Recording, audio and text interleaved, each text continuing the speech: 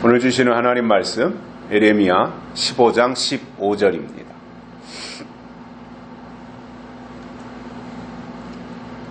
예레미야 15장 15절입니다.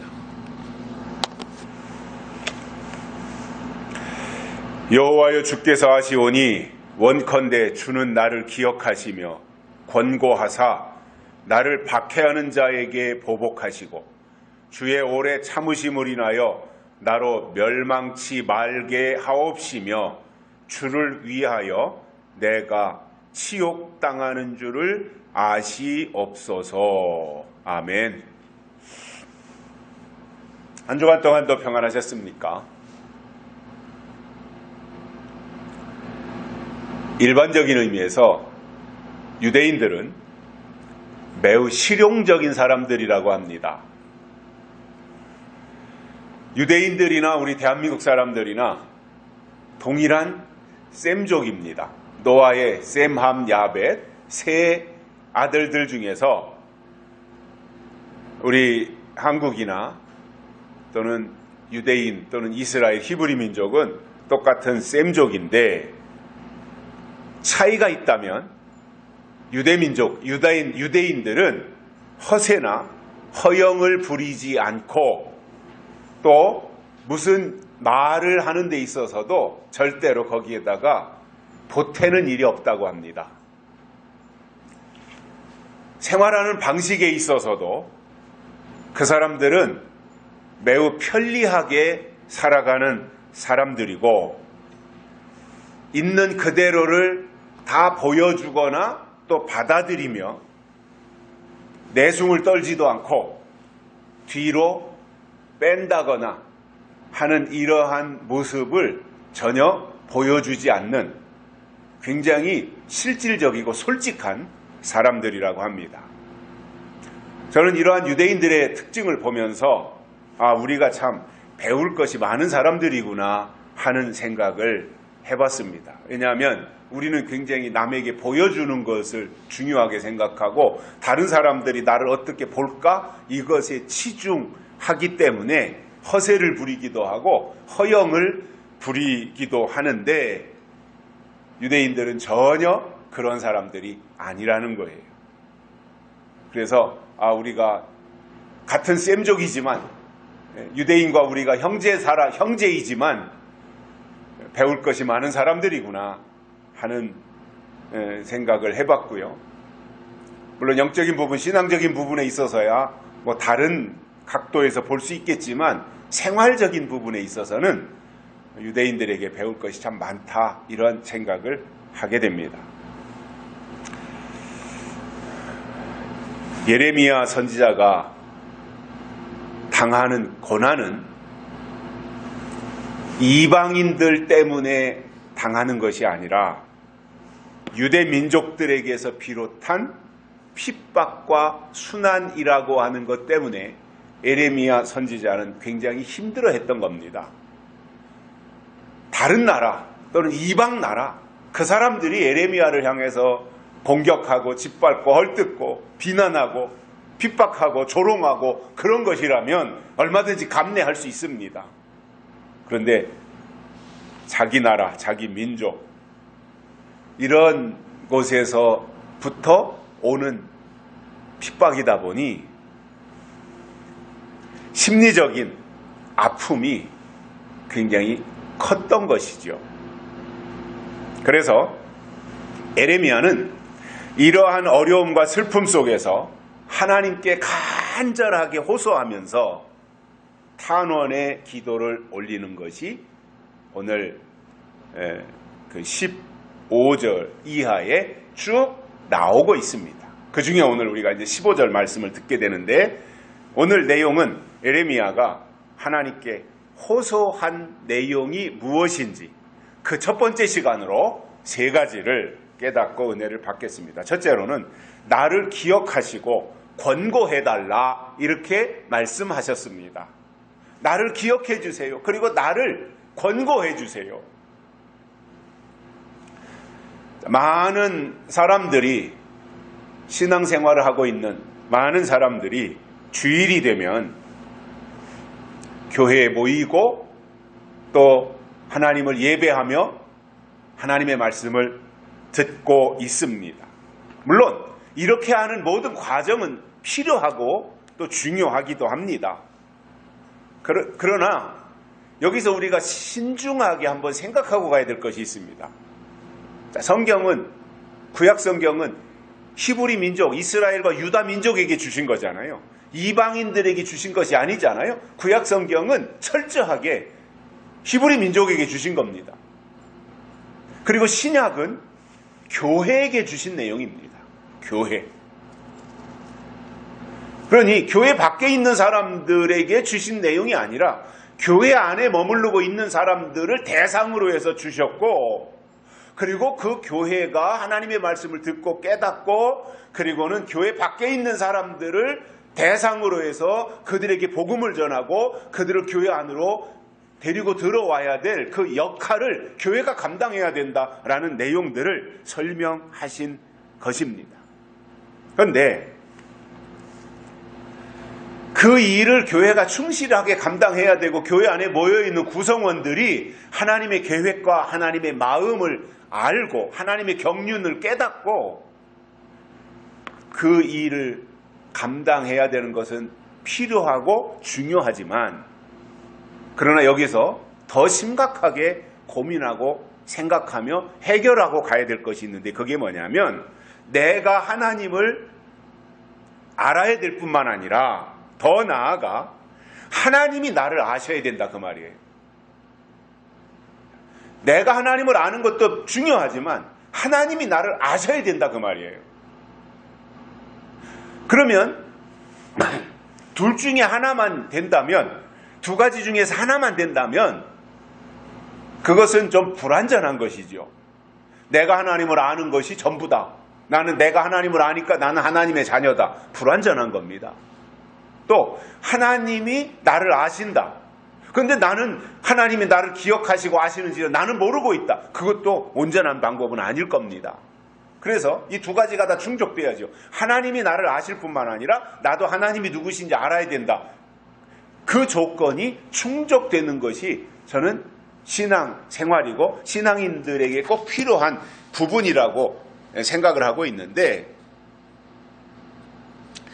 아무리 내 입장에서 하나님을 안다고 말할지라도 하나님이 나를 향해서 내가 너희를 도무지 알지 못하노라 이렇게 말씀하신다면 그가 하나님을 아는 것이 무슨 의미가 있냐는 거예요. 내가 하나님을 알았다면 하나님도 나를 아셔야 정상이다, 그 말이에요. 그런데 내 입장에서는 하나님을 안다고 말을 했는데 하나님이 보시니까 모르겠단 말이에요, 누군지. 이렇게 되면 그의 신앙생활은 끝난 겁니다. 하나님이 기억하지 못하는데, 하나님이 내가 누군지 모르는데 어찌 하나님 앞에 갈 수가 있겠습니까? 그래서 신앙생활을 제대로 한다면 내가 하나님이 누구신지 알아야 될 뿐만 아니라 하나님이 나를 아셔야 된다, 그 말이에요. 그렇게 믿어야 되는 거예요. 하나님이 나를 아시도록 믿어야 되는 거예요. 그러면 어떻게 해야 하나님이 나를 아시겠어요? 그냥 가서 믿습니다 하면 하나님이 아시겠습니까? 철야기도 열심히 가서 그냥 떼글떼글 뒹굴면서 밤을 지새워 기도하면 하나님이 나를 아시겠습니까?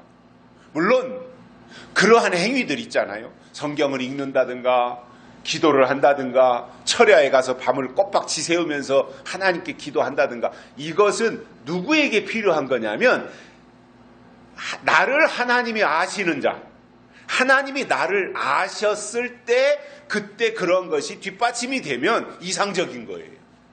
근데 하나님이 나를 누군지 모르고 계시는데 내가 하나님을 안다고 해서 맨날 하나님 주여 믿습니다 이거 하고 있다면 그것은 불완전하다는 거지요. 얼마든지 친구 집에 가서 친구 아버지를 향해서 나도 친구로서 아버지 그동안 건강하셨어요? 이렇게 인사할 수 있잖아요. 저도 고등학교 다닐 때 친구들 집에 가면 친구 부모님들한테 그렇게 인사했어요. 또 거기서 하룻밤 자고 아침밥을 차려주면 어머니 잘 먹었습니다 이렇게 얘기하고 이제 같이 친구와 학교를 간단 말입니다. 그러면 제가 친구 아버지 보고 아버지라고 하고 친구 어머니 보고 어머니라고 했을 때 그게 진짜 내게 아버지 어머니여서 그런 것이 아니라 그 앞에 생략된 말이 있잖아요. 아무개 아버지 아무개 어머니인데 그냥 편의상 앞에 그 말은 생략하고 아버지 어머니 이렇게 한 거예요. 내가 그분에게 아버지라고 했다고 해서 내가 친구 엄마에게 엄마 어머니라고 했다고 그래서 내 어머니가 되는 게 아니잖아요. 내가 하나님을 향해서 아버지 불렀다고 해서 내 아버지가 되는 거 아니잖아요. 그러나 하나님이 나를 낳으셨고 하나님이 나를 향해서 낳으신 분이 너는 내 아들이다라고 한다면 그것은 진짜 하나님의 자녀가 되는 거지요. 중요한 것은 하나님이 나를 아시는 거예요. 그러면 어떻게 믿어야 하나님이 나를 아시고 하나님이 나를 기억하시겠냐는 거예요. 어떻게 믿어야? 하나님의 뜻대로 믿어야죠. 하나님이 우리에게 시대마다 제시해 주시는 하나님의 뜻이 있지 않습니까? 그 뜻대로 믿어야 된다는 거잖아요. 요한계시록 14장에 보시면 어린 양이 시온산에 서 계시고 14만 4천이 어린 양과 함께 서 있는데 그들이 어떤 사람들인지에 대해서 설명하는 내용이 나옵니다. 어린 양과 함께 시온산에 서 있는 그 사람들이 어떤 사람들이냐? 14장 4절에 보면 이렇게 말씀합니다. 이 사람들은 여자로 더불어 더럽히지 아니하고 정절이 있는 자라 어린 양이 어디로 인도하든지 따라가는 자며 하나님과 어린 양에게 속한 자들이니 그 입에 거짓말이 없고 흠이 없는 자들이더라. 이렇게 계시록에서 말씀해 주고 있어요. 저는 이 말씀이 어린 양과 함께 시온산에 서 있는 그 대상 14만 4천 그들이고 그 사람들이 어떤 사람들이냐? 하나님이 기억하시는 사람이다 그 말이에요. 그 14만 4천에 대해서 시온산에 서 있는 사람들에 대해서 그들의 특징이 무엇인지 사도 요한이 말씀한 내용을 정리하면 5가지 특징이 있습니다. 첫째로는 여자로 더불어 더럽히지 아니하여야 된다 이렇게 말씀하고 있는데 여기서 말씀하는 여자는 계시록 17장 1절에 나오는 많은 물 위에 앉은 음녀를 말합니다. 하나님이 기억하시는 신앙, 이 시대에 하나님이 우리를 아시는 신앙, 이게 뭐냐면은 음녀로부터 분리되어진 음녀와는 상관이 없는 신앙생활을 하는 사람들을 하나님이 기억하신다는 거예요. 음녀가 나오는 것은 목적이 미혹입니다. 그런데 그 미혹을 뿌리치고 다시 오실 예수님을 신랑으로 맞이하기 위하여 정절을 지키는 그것이 계시록에서 말씀하는 신앙이고 하나님이 기억하시는 신앙이며 시온산의 어린 양과 함께 설 수 있는 그 사람들의 특징이라는 거예요. 두 번째로는 어린 양의 인도함을 따라간다 이렇게 말씀하고 있습니다. 내가 가고 싶은 곳으로 가는 것이 아니라 어린 양 되시는 예수님의 인도함을 따라가는 그 사람을 하나님이 기억하신단 말입니다. 세 번째로는 하나님과 어린 양에게 속해야 된다고 말씀하고 있어요. 소속이 중요합니다. 믿음은 지금 내가 소속을 어디에 두고 있느냐 이게 중요한 거예요. 소속이 참 중요한 거예요. 하나님이냐 아니면 세상이냐 율법이냐 은혜냐 이것을 세상의 진영 논리로 따진다면 우파냐 좌파냐 이런 것이 되겠지요. 내 소속이 지금 어디냐 이거예요.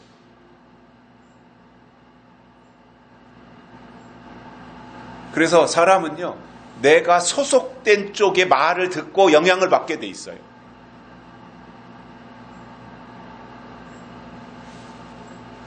그게 굉장히 중요해요. 내 소속이 지금 어디냐. 네 번째로는 그 입에 거짓말이 없다 이렇게 말씀하고 있습니다. 여기서 거짓말은 두 가지를 설명드리겠는데, 하나는 믿기만 하면 천국 간다라고 말하는 거, 이거 거짓말입니다. 자, 믿음 자체는 중요한 거예요. 그런데 그렇기 때문에 믿으면 구원받는다, 믿으면 천국 간다라고 말할 때 그렇게만 말하면서 교회 다니면 곧 믿음이다 이렇게 등식을 성립시키면 안 되고, 믿기만 하면 천국 간다라고 말을 할 때 그 전제 조건에 뭐가 따라붙어야 되느냐 하면 반드시 무엇을 믿어야 하는지에 대한 구체적인 설명이 있어야 되는 거예요. 그런데 자칫 잘못하면 교회 다니면 그것이 믿음이다 이렇게 생각할 수 있도록 만들어 놓고 있어요, 지금. 그래서 예배 잘 참석하고 충성하면 믿음이 좋은 것으로 포장한다면 그것은 거짓말이다 이거예요.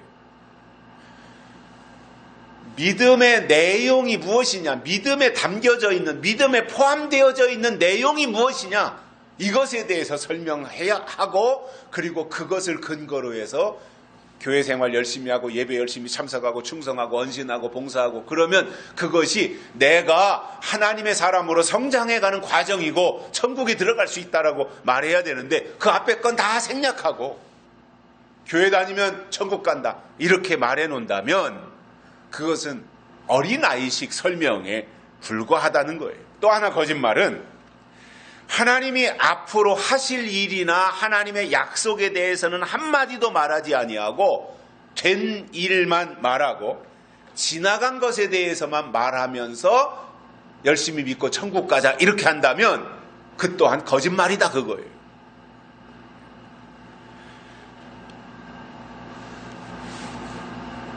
그렇게 말하는 사람도 시대에 대한 분별력이 없으니 한심하지만, 더 한심한 사람은 예배에 빠지지 않고 열심히 출석하면 다 해결된다고 어린아이 달래듯이, 어린아이에게 사탕 하나 주듯이 그렇게 수준 낮은 말을 하는데도 그것도 모르고 무조건 아멘하고 따라간다면 그 또한 한심한 사람이에요. 다섯 번째로는 흠이 없어야 된다 이렇게 말씀하고 있어요. 어린 양과 함께 시온산에 설 수 있는 사람, 그리고 어린 양이 기억하시는 사람은 흠이 없어야 된다 그 말이에요. 하나님이 보실 때 믿는 자들에게 있어서 흠이 뭐냐면 이랬다 저랬다 하는 거예요. 이랬다 저랬다 하는 거예요. 이랬다 저랬다 한다는 것은 뭐예요? 중심이 없다 그거예요. 우리의 신앙이 고집을 부리면 안 되지만 그래도 방향과 중심은 잡고 가야 됩니다.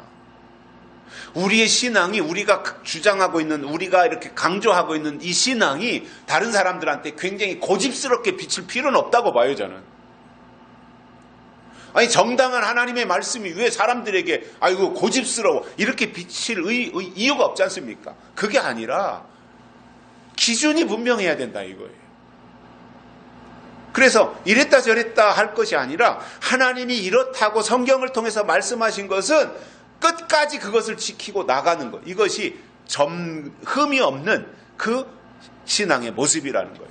그래서 우리가 성경을 통해서 이것은 확실한 하나님의 약속이구나 하는 것을 잡았으면 죽으나 사나 그 길로 가야 하는데, 기분 내키는 대로, 기분 좋을 땐 이렇게 했다, 기분 좀 나쁘면 이렇게 저렇게 한다, 이것은 하나님 보실 때 그에게 흠집이 난 것으로 보신다는 거예요. 다니엘서 6장 4절에 보면 다니엘에 대해서 이렇게 말씀하고 있습니다. 총리들과 방백들이 국사에 대하여 다니엘을 고소할 틈을 얻고자 하였으나 능히 아무 틈, 아무 허물을 얻지 못하였으니 이는 그가 충성되어 아무 그릇함도 없고 허물도 없었음이더라. 이렇게 다니엘에 대해서 말씀하고 있어요. 다니엘은 아무 흠이 없었고 허물이나 그릇함이 없었던 사람이었다는 설명인 것입니다. 그런데 여기서 흠이 없다고 하는 것은 인간적으로 볼 때 흠이 없는 사람이 있겠습니까?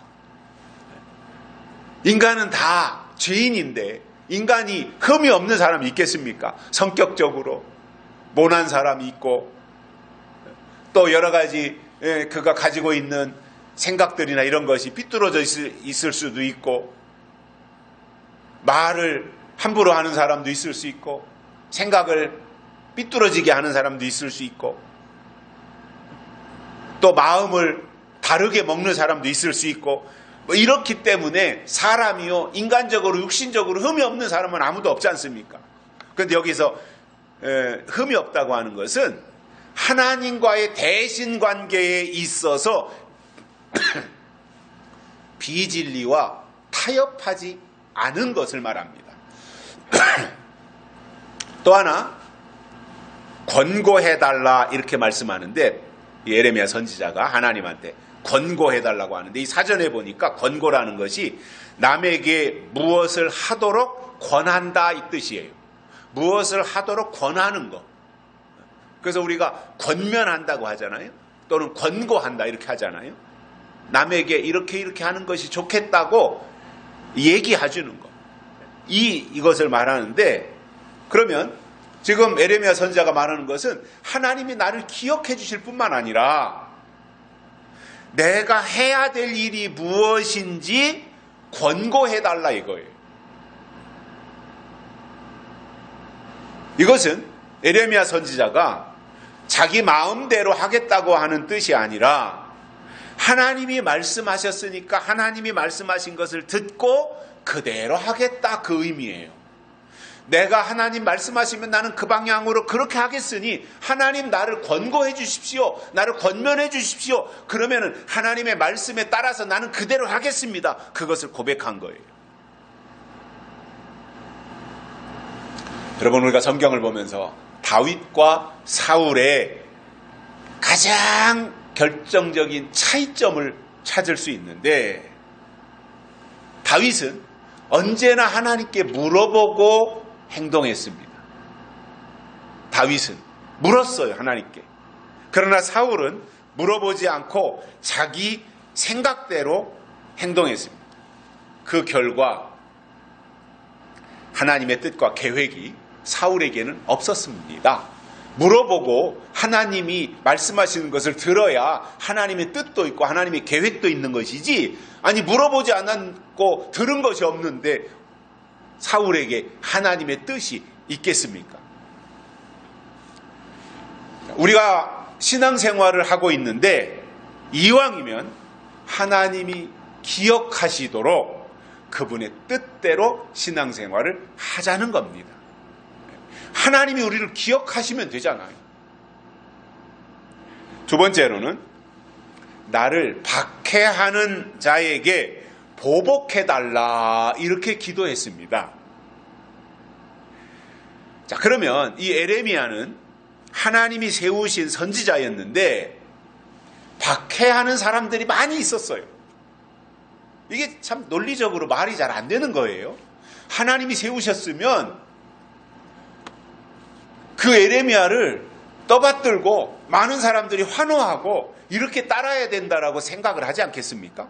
그런데 분명 예레미야는 그 시대에 하나님이 세운 기름 부은 선지자였고 종이었는데 그 주변을 예레미야를 둘러싸고 있는 사방팔방에 있는 사람들이 다 예레미야를 향해서 핍박하는 사람들이었습니다.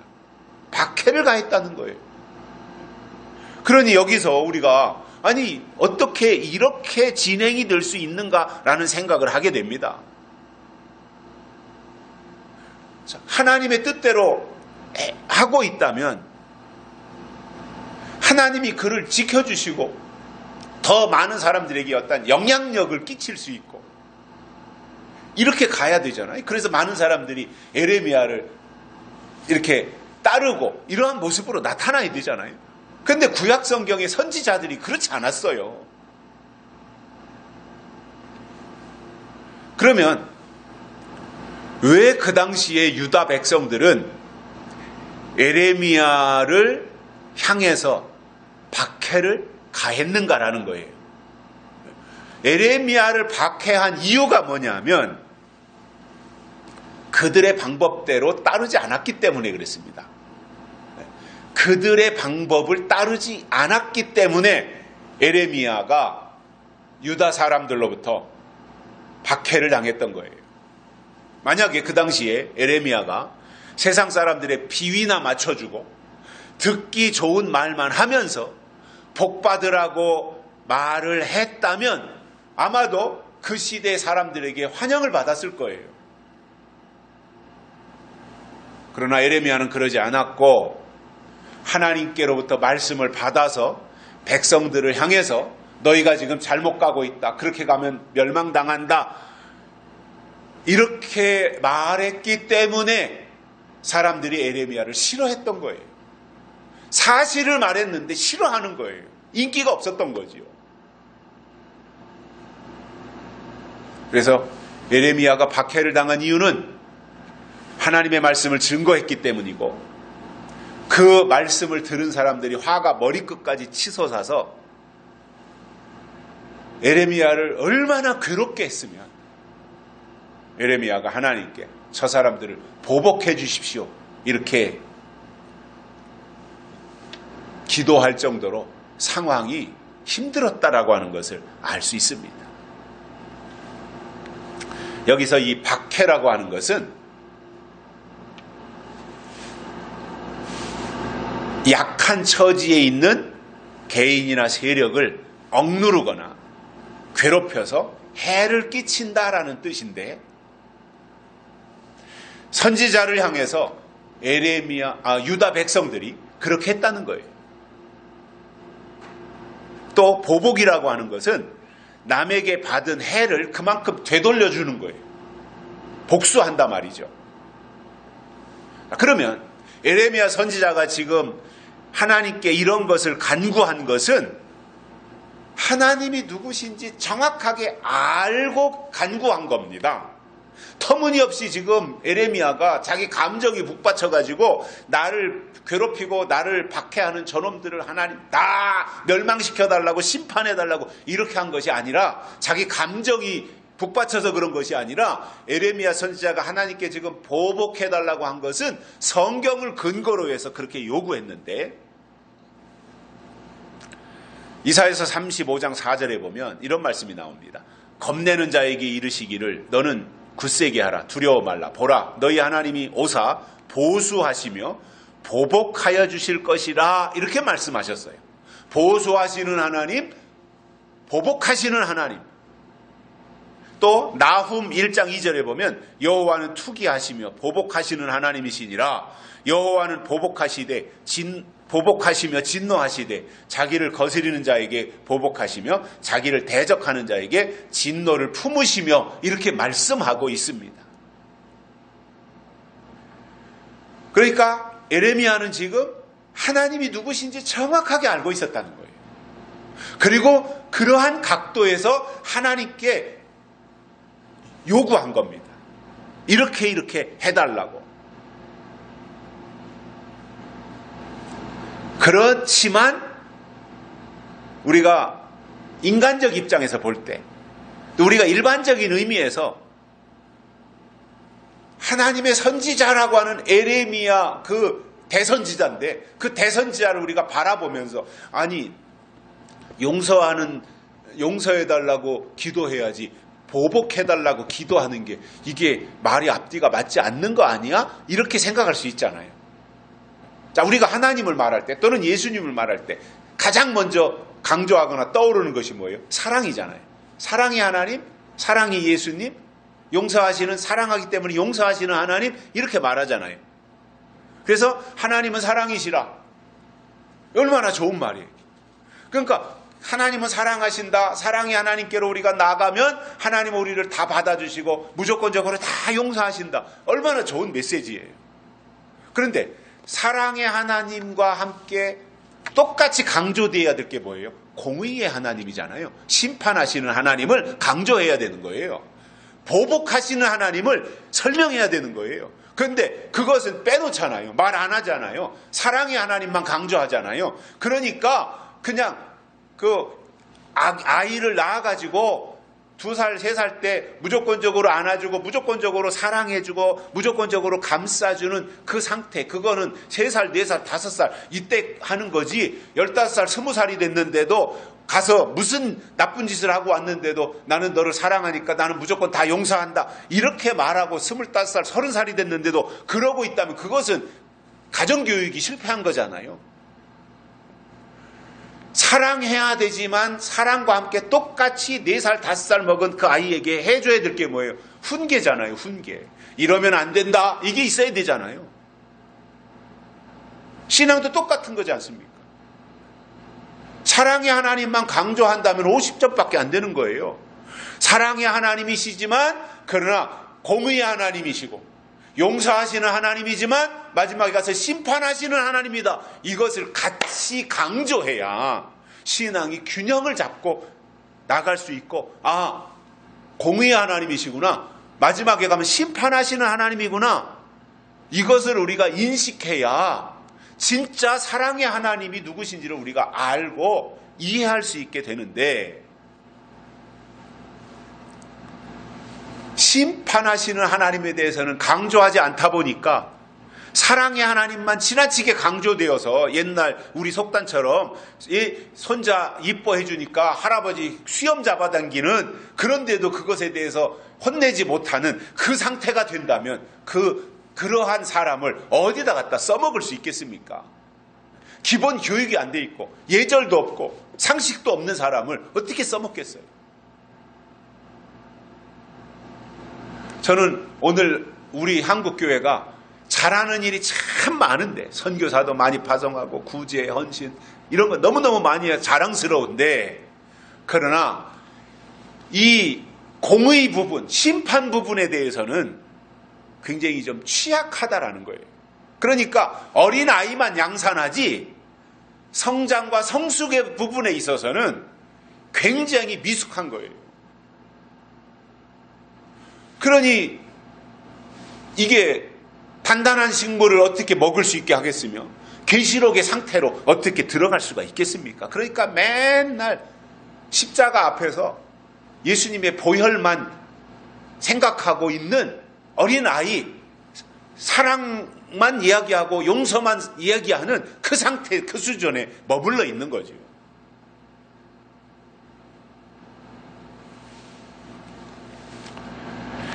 그러니까 이 에레미야에 대해서도 그런 생각을 가지고 볼 수 있어요. 아니, 하나님의 사람이 왜 보복해달라고 하냐, 왜 복수해달라고 하냐, 이렇게 생각하면서 말이 안 된다, 그런 주장을 할 수 있다는 거예요. 우리가 일반적으로 교회 안에서도 그렇고 또 교회에 대해서 조금 아는 사람들을 보면 목사나 장로님들에 대해서는 특별히 가지고 있는 기본적인 생각들이 있습니다. 뭐냐면 무조건 양보해야 되고 다 참아내야 되고 말도 조심해야 되고 다 사랑해야 되고 다 용서해야 되고 손해를 보더라도 싸우지 말고 자기가 그것을 감수해야 된다, 이런 생각들을 가지고 있어요. 물론 일정 부분 맞는 부분도 있다고 봅니다. 그러나 그때그때 상황이 중요한 거잖아요. 싸울 때는 맞짱 떠서 같이 욕하면 싸우는 거잖아요. 사탄과 싸우는데 아이고 나는 그냥 늘 겸손하고 온유하고 낮은 자리에서 나는 그냥 죽었수다 이러고 있겠다, 그러면 그 싸움이 되겠습니까? 사탄하고 싸우는데 피 흘리기까지 싸우라고 성경은 말씀하고 있으니, 아니 지금 상황이 사탄하고 싸워야 될 때라면 같이 멱살 짚고 맞짱 떠서 내가 이겨야 되는 거 아니에요.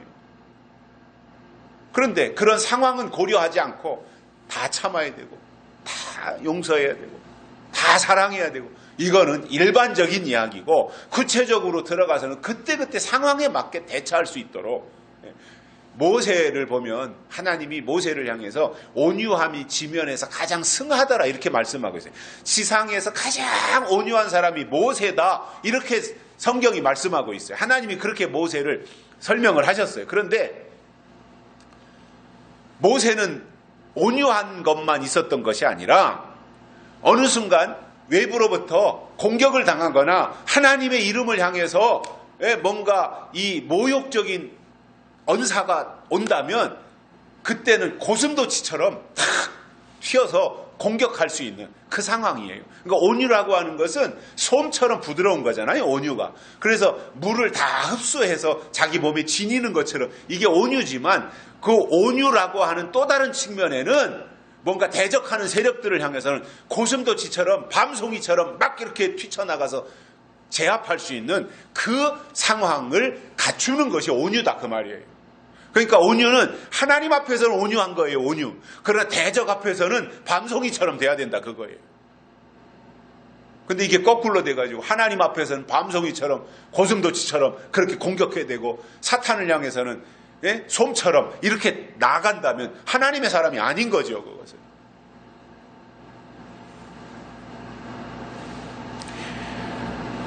그러면 이 에레미야 선지자가 하나님께 보복해달라고 하는 이러한 간구를 하는 그 상황을 본다면 얼마나 에레미야가 힘들었고 긴 시간을 대적들과 싸우면서 견디기 어려운 그 상황, 그리고 그들이 그 상황에서 빨리 돌이키도록, 내가 좀 힘들어도 백성들이 하나님을 떠나 있는 그 상황에서 돌이키도록 시도했지만 도저히 안 된다고 생각했기 때문에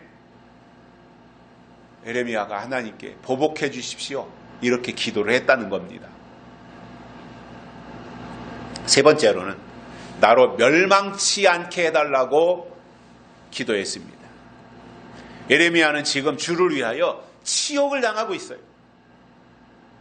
그것을 하나님께 지금 아뢰면서 주의 오래 참으심을 인하여 멸망치 않게 해달라고 간구한 겁니다. 제가 이 멸망이라고 하는 단어의 정확한 뜻을 알고 싶어서 국어사전을 찾아보니까 망해서 없어진다는 뜻이었습니다.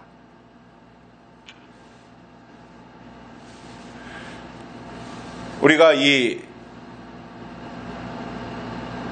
세상의 역사를 보면, 지금까지 수천 년 흘러내려온 세상의 역사를 보면 많은 나라들이 있다가 사라졌어요.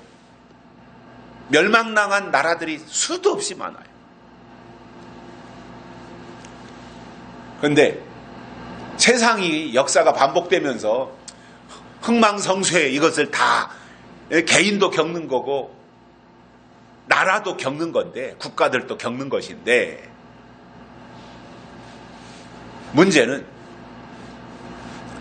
교회는 늘 꽃길을 가야 하고 교회는 늘 축복 속에서 승승장구해야 되는데, 교회가 멸망당한다면 어떻게 되겠느냐라는 거예요.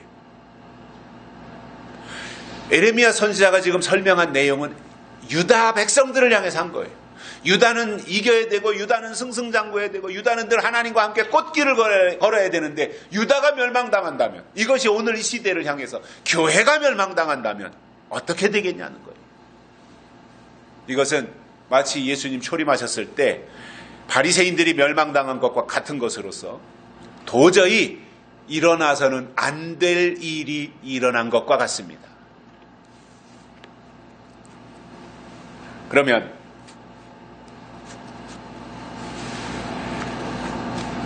우리가 하나님의 사람으로 살아가는 데 있어서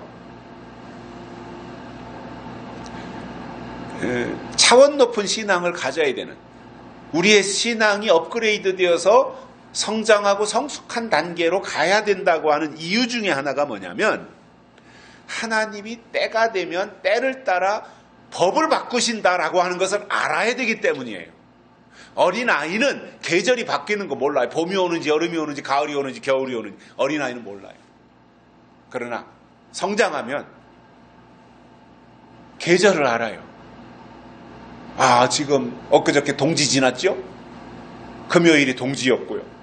이제 동지 지났으니까 이제 본격적인 겨울이 왔구나 그거잖아요. 겨울이 왔구나 그거예요. 동지. 그러면 이제 겨울 채비를 다 지금 이미 했고, 뭐 두꺼운 옷 장롱 속에 있던 거 세탁해 놨던 거 다 끄집어내서 겨울 채비를 다 하고, 날씨 조금이라도 추우면 막 껴입고 두껍게 입고, 그래서 추위를 이겨낼 준비를 다 하고 있잖아요. 전기난로 다 꺼내놨고 전기장판 다 깔고 있고, 추위를 극복하기 위해서. 그러다가 이제 설이 지나고 입춘이 지나고 그러면 이제 봄이 오겠구나 하는 것을 이미 알잖아요. 새로운 계절이 올 것을 알잖아요. 그때부터 이제 서서히 봄에 대한 준비를 합니다. 농부들도 이제 봄에 가서 밭을 갈아가지고 봄 소식과 함께 가장 먼저 감자를 심고 이러한 역할들을 합니다. 그러다가 이제 봄이 오면 겨울에 입었던 두꺼운 옷 다 벗고 전기난로 다 갖다 치우고 그러면서 이제 봄의 상황에 맞게 살아가는 거예요. 이거는 우리가 경험으로 나이를 먹었으니까 성장했으니까 경험 속에서 겨울이 오더라. 그것은 혹독하더라. 여름이 오더라. 그것은 너무너무 견뎌내기 힘들더라. 이것이 경험 속에서 다 알고 그것을 바탕으로 해서 계절 감각을 갖추는 거잖아요. 영적으로도 똑같아요.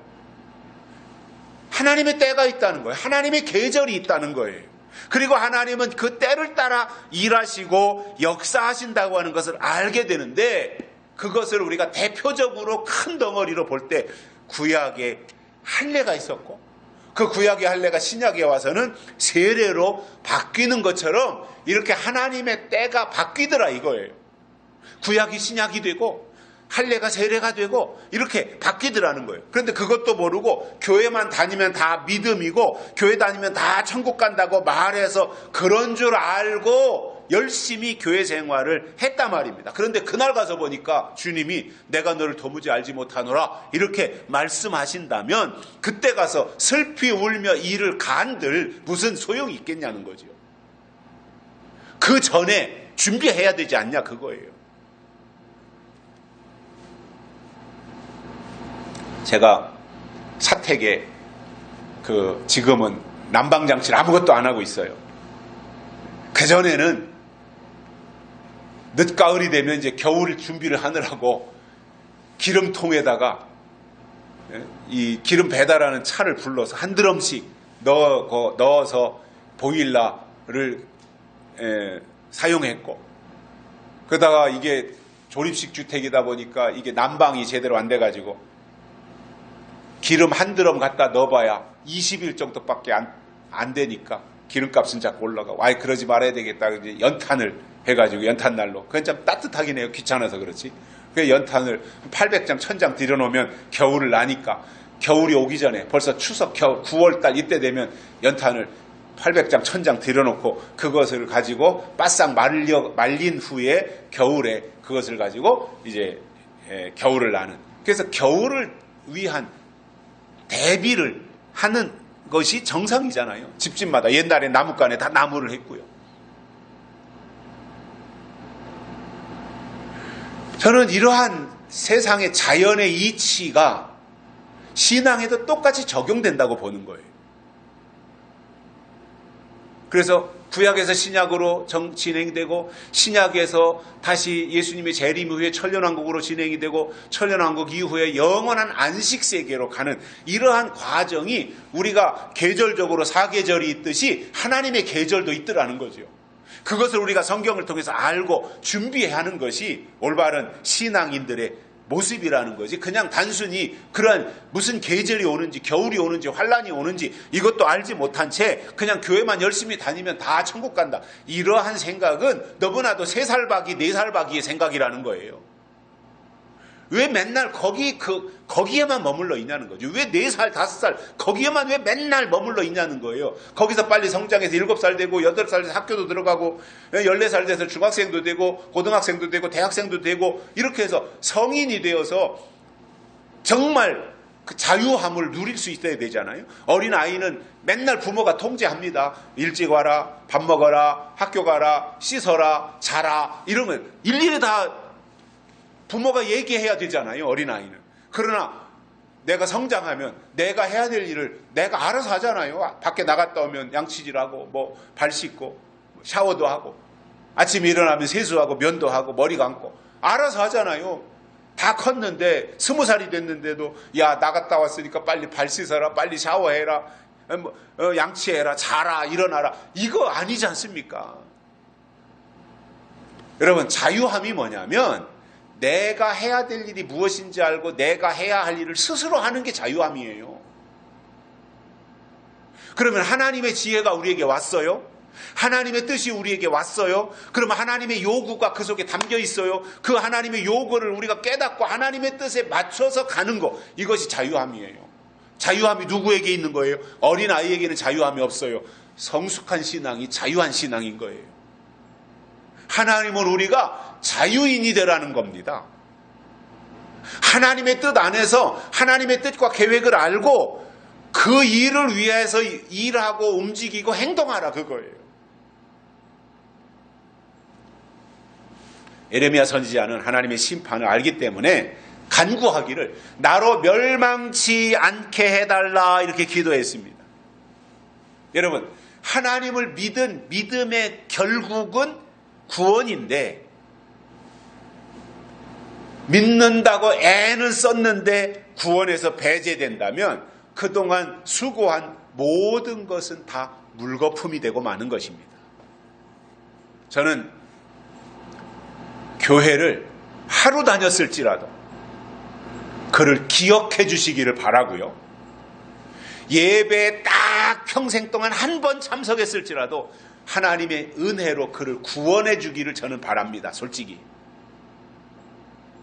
그러나 성경에 보면 꼭 그렇게만 말씀하시지 않고 심판이 있다고 하고 있으니 심판이 무엇인지 알고 언제 왜 심판하시는지를 이해해야 심판당하지 않는다고 성경이 말씀하고 있으니 하나님의 의도가 무엇인지 알고 신앙생활 제대로 하자, 그거예요. 우리가 엉뚱한 거 주장하는 이단이 되자는 것이 아니라 우리는 더 성경적이고 더 경건하고 더 의롭고 더 깨끗해서 하나님의 온전하신 거룩하신 뜻을 분별하고 그 하나님의 뜻에 부합하게 우리가 따라가자고 하는 거지, 우리가 계시록해서 뭐 이단 되고 무슨 교주가 되고 이렇게 절대 아니잖아요. 제대로 믿고 하나님의 인도함을 올바로 따라가는 신앙생활을 하자는 겁니다. 성경이 말씀하는 믿음은 하나님이 주신 약속을 믿는 것이고, 이러한 사람들이 교회를 다니고 헌신하며 하나님께 나아갈 때 하나님이 그를 믿음으로 인정하시는 거예요. 그러므로 하나님을 믿는다면 거기에는 반드시 그 시대에 하나님이 주신 약속이 포함되어 있어야지, 약속이 없으면 그것은 믿음이 아니라는 말입니다. 그러면 지금 이 시대에 하나님이 주신 약속은 요한계시록이에요. 그 이유는 계시록을 시작하면서 계시록 1장 3절에서 이 예언의 말씀을 읽는 자와 듣는 자들과 그 가운데 기록한 것을 지키는 자들에게 복이 있나니 때가 가까움이니라 이렇게 말씀했는데, 계시록을 시작하면서 이 예언의 말씀, 계시록을 예언의 말씀이다 이렇게 대전제를 해놓은 거예요. 그래서 이제부터는 예언의 말씀을 읽고 듣고 지켜야 복이다, 그겁니다. 그래서 구약에서는 율법을 지켜야 복이고 신약에서는 복음을 들어야 복이었다면은 마지막 예수님이 재림하실 때가 되면 이 예언의 말씀 계시록을 읽고 듣고 지키는 것이 복이다, 그 말입니다. 그래서 복이라고 하는 측면에서 성경을 보면 구약의 복, 신약의 복, 계시록의 복이 따로따로 떨어져 있더라는 거예요.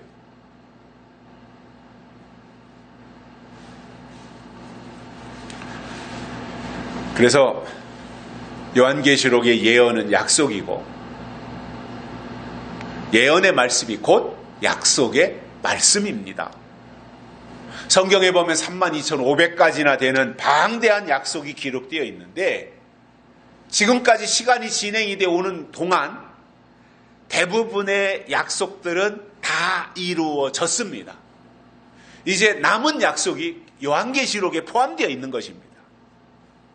그래서 이유 불문하고 계시록 중심의 신앙생활을 해야 하는데, 계시록을 주신 이유는 우리의 신앙의 성장과 성숙입니다. 성장하라고 주신 거예요. 성숙하라고 주신 거예요. 이것을 가지고 이상한 장사해 먹으라고 주신 것이 아니라 개개인의 신앙이 성장하고 성숙하라고 주신 말씀이 요한계시록이에요. 그렇다면 이 시대를 살고 있는 신앙의 사람들이 요한계시록을 비중 있게 받아들이고 그동안의 신앙생활에 접목해서 영적으로 업그레이드 한다면 그 신앙은 하나님이 받으시고 또 그러한 신앙은 영적으로 성장하게 되어 있습니다. 성장하지 않는 게 문제지 성장하면 하나님이 그를 통해서 일하시는 거예요. 절대 하나님은 2살, 3살, 4살 어린애와 일 안 하세요. 왜냐? 어린애는 아직 인격이 갖춰지지 않았어요. 옳고 그름에 대한 판단, 분별력이 전혀 없어요. 그래서 하나님은 어린 아이 수준하고는 일하실 수 없어요. 특히 재림과 관련된 일을 하시는데 그렇게 하시겠습니까? 인격이 어느 정도 수준에 도달하고 인격이 분별력, 판단력, 정보력 이런 모든 것, 그 다음에 생각하는 거나 판단하는 거나 이런 것들이 다 어느 정도 이게 갖춰진 사람, 그리고 그 속에 하나님의 예언의 말씀, 약속의 말씀이 자리 잡고 있는 사람, 그러한 사람들을 통해서 하나님이 일하시는 겁니다. 한때는 뭐 어디 선교회인가 거기에서 뭐 누구 쬐끄만 뭐 10살이나 된 그 애 데려놓고 앞에다 세워놓고 걔가 예언하는 것이 하나님이 예언한 거라고 막 그냥 걔를 떠받들고 걔 어디 갔어요 지금? 다미 선교회인가 거기서 그랬잖아요. 어린애 데려다 놓고, 어린애는 아니고 한 10살이나 된 그 아이 데려다 놓고 걔가 말하는 것이 하나님의 말씀이라고. 물론 하나님이 그렇게 어린 아이를 통해서 역사하실 수는 있다고 봐요 저는. 아니 돌들로 아브라함의 자손이 되게 하고 발람의 나귀를 통해서도 책망한 것들을 볼 때, 짐승을 통해서 책망한 것을 볼 때 어린 아이, 소년들을 통해서도 하나님은 말씀하실 수 있다고 봅니다. 그러나 하나님이 쓰시는 것과는 다르다는 거예요. 그렇기 때문에 앞으로 될 일을 기록한 요한계시록을 모르고 때가 지나간 것만 붙잡고 있으면 초림 때 바리새인들처럼 시대에 뒤떨어진 신앙이 될 것이고 그런 사람은 멸망당할 수밖에 없는 겁니다. 바리새인들을 보면 구약에 충실했고 경건 생활에 있어서는 매우 탁월했지만 결정적으로 바리새인들이 잘못한 것이 뭐였습니까? 메시아로 오신 예수님을 알지 못한 것입니다. 즉 그들 속에 예언의 말씀이 없었다는 거예요. 약속이 무엇인지 몰랐다는 거예요. 지금도 마찬가지로 초림 예수님은 잘 아는데 계시록에서 설명하는 다시 오실 예수님을 알지 못한다면 그는 하나님께로부터 외면당할 수밖에 없어요. 불법을 행한 자들아 내게서 떠나가라. 그 말씀을 들을 자들이에요. 그 사람들이. 결론으로 예레미야가 하나님께 호소한 내용을 보면서 우리의 기도에 무엇을 담아야 될 것인지 생각해 볼 필요가 있습니다. 내가 하나님 앞에 기도하는데 우리의 기도의 내용 속에 무엇을 담아야 되느냐? 날마다 그냥 틀에 박힌 식의 기도를 할 거냐? 아니면 예레미야가 기도했던 것처럼 하나님이 누구신지 알고 그리고 내 처지와 상황을 거기에다가 담아서 하나님께 기도한다면 생각하는 기도가 되잖아요. 하나님이 우리에게 원하시는 것이 뭐예요? 생각하는 사람이 되라 이거예요. 그래서 교회에서 신앙생활하는 사람들이 교회나 당회가 요구하는 것에 대해서 그 교회 구성원들이 순종하는 거 당연히 좋은 거예요. 굉장히 아름다운 풍속, 문화죠, 문화. 그런데 그 순종보다 더 중요한 것이 뭐라는 거예요? 하나님의 뜻을 알고 하나님의 마음에 합당하게 가는 것. 이것이 더 중요하다는 말입니다. 어린아이의 신앙은 날마다 주시옵소서만 할 것이고 성숙한 신앙은 그분의 뜻이 무엇인지 알고 그분의 뜻을 구하고 성숙을 향해서 점점점 다름질쳐 나갈 것입니다. 오늘 예레미야가 호소한 이러한 내용을 보면서 우리도 하나님께서 기억해 주시고 구원해 주시는 은혜가 우리 모두에게 있기를 주의 이름으로 축복합니다. 살아계신 하나님 감사합니다. 오늘 또 우리를 불러주시고 하나님의 말씀을 듣게 해주셔서 감사를 드립니다. 에레미야 선지자가 하나님께 간구한 호소의 내용을 보면서 에레미야의 처지와 상황을 알 수 있고 또 그 상황에서 하나님이 누구신지 똑바로 알았기 때문에 하나님께 호소했던 그러한 내용을 우리가 발견하고 우리가 하나님 앞에서 살아가면서 늘 기도할 때에 하나님이 누구신지 알고 현재 나의 처지와 상황 가운데서 하나님께 올바로 호소할 수 있는 저희들 되도록 은혜를 베풀어 주옵소서. 다시 오실 예수님의 이름으로 간절히 기도드리옵나이다. 아멘. 찬송가 482장 부르시면서 하나님께 헌금 드리시겠습니다.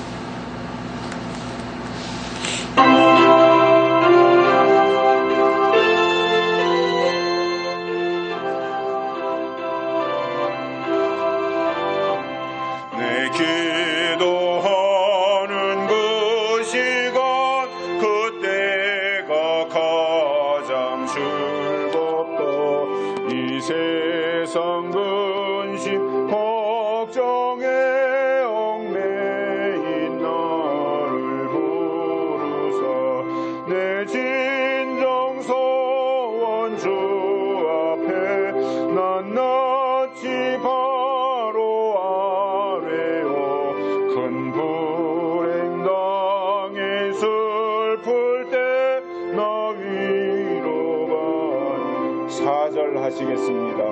내 기도하는 그 시간 그때가 가장 즐겁다.